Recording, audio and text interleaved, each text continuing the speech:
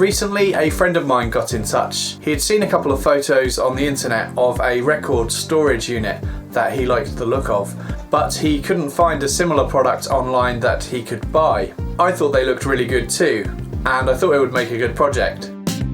First, I went online and searched for hairpin legs. They're available in various lengths, colours and designs. Chad wanted his unit to be tall, so I bought 4 28-inch length, 3-rod, 12mm thickness legs from eBay, which came to £37. That's about $45. Next I did some drawings in SketchUp to figure out what dimensions to use and how much wood I would need to buy. I've produced some plans with detailed dimensions and instructions, and these are available to download for free on my website if you are interested in making one for yourself. I bought some 3/4 inch or 18mm plywood from my local reclamation yard. I got 2 sheets measuring 700mm by 1300mm for £20. That just happens to be what I found, but this whole unit can actually be made out of 1/2 of a regular 8x4 foot sheet of plywood. I'd written down the measurements from the SketchUp model that I'd made, and I began to mark up the plywood. I'd begin by making the front, back and side panels.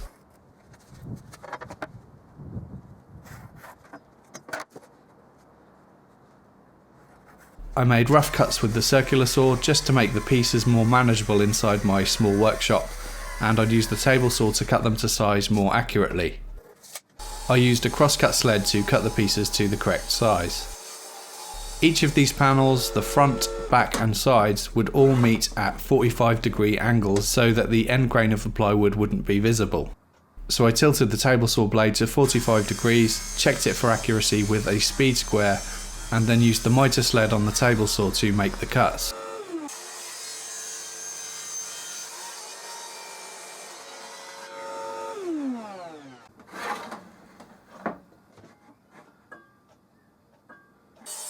Then I set the table saw fence and cut all 4 panels so that they would be exactly the same height.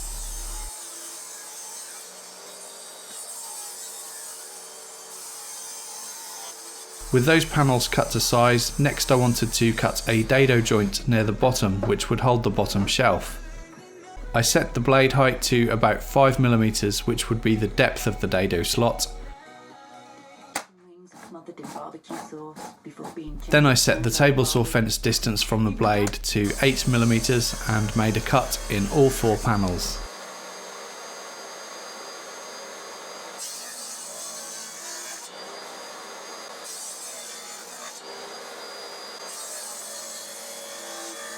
I then moved the fence away from the blade by around 3mm, which was roughly the thickness of the blade kerf, and made another pass on each panel. I did this 4 or 5 times until the slot was the right size for the edge of the plywood to slot into.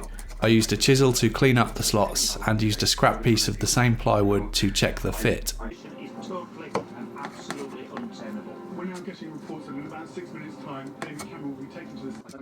Then I positioned all 4 panels together on a flat surface and marked up on the side panels the height of the front panel. I then took the 2 side panels, making sure to hold them flush with one another, and marked up an angle for the slope. Then, holding both side panels firmly together, I could make the cut through both pieces at the same time on the bandsaw so that both pieces matched.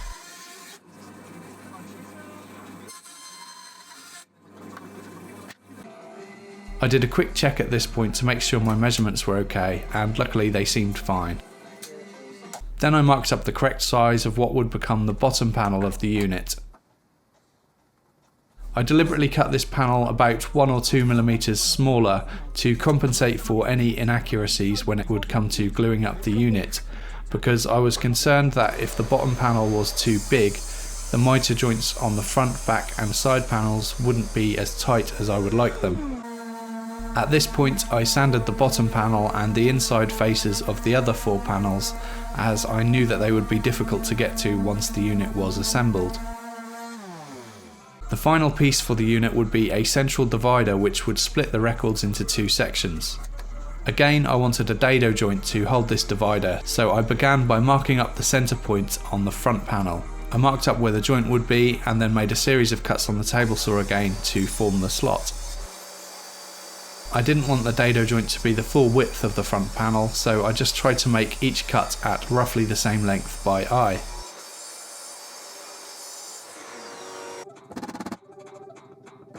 Then I squared up the joint with the chisel.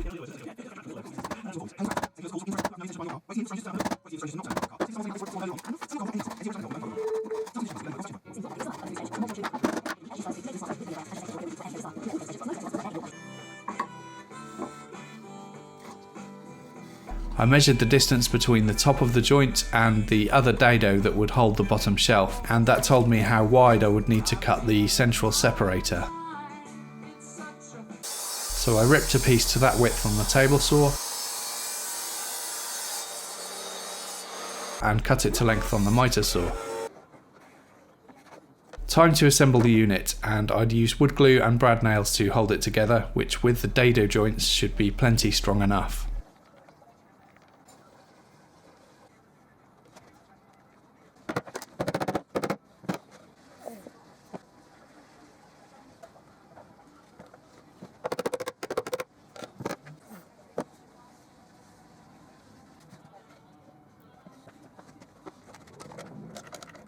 A couple of long clamps came in useful to hold everything together while I fired in the brad nails.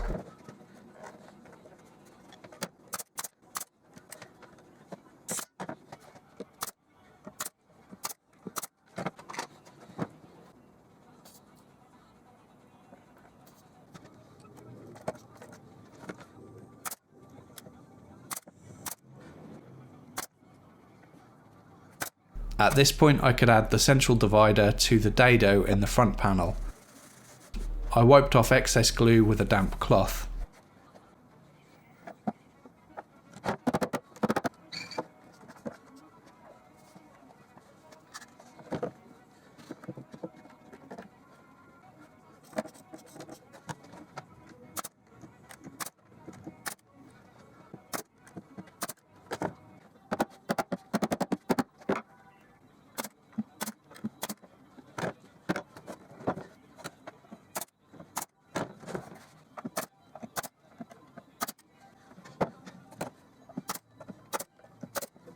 The central divider was held in place only by the dado on the front panel, so I checked that it was positioned centrally against the back panel too, and then I could add a screw to secure it in place.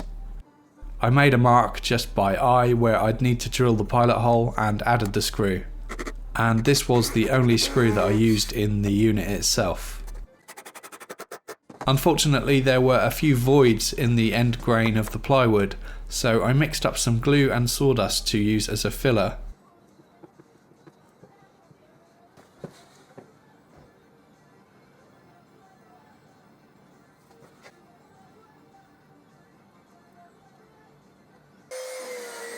Then it was time for lots of sanding.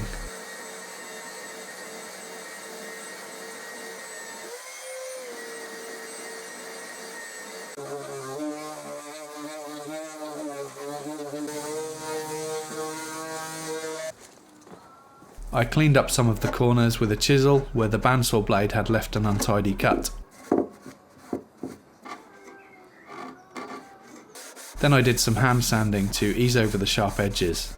I used a 120 grit paper for all of the sanding. I didn't take it to a higher grit because I knew that I was going to be finishing the unit with a wax, and I find that wax adheres much better to a surface that isn't overly smooth, and the wax would provide the smoothness itself.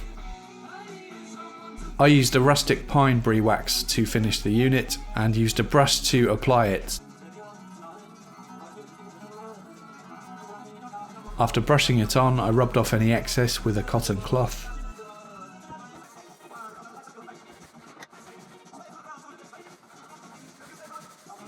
After a few hours, when the wax had dried, I buffed it with another cotton cloth to bring out the sheen.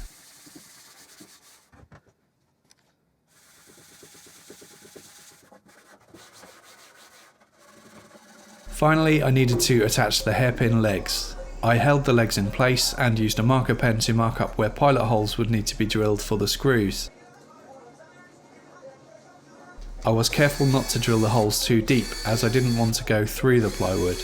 A good idea would have been to put a piece of tape around the drill bit to indicate the thickness of the ply, but I didn't bother doing that, I just did it by eye. I was also careful to pick a screw length that wouldn't break through to the other side of the plywood.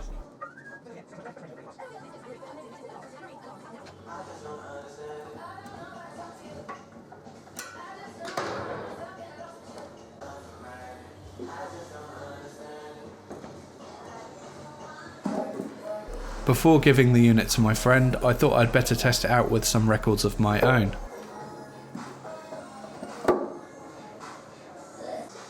Finally, I put my maker's mark on the bottom of the unit. I really should have done this before adding the wax, but I forgot.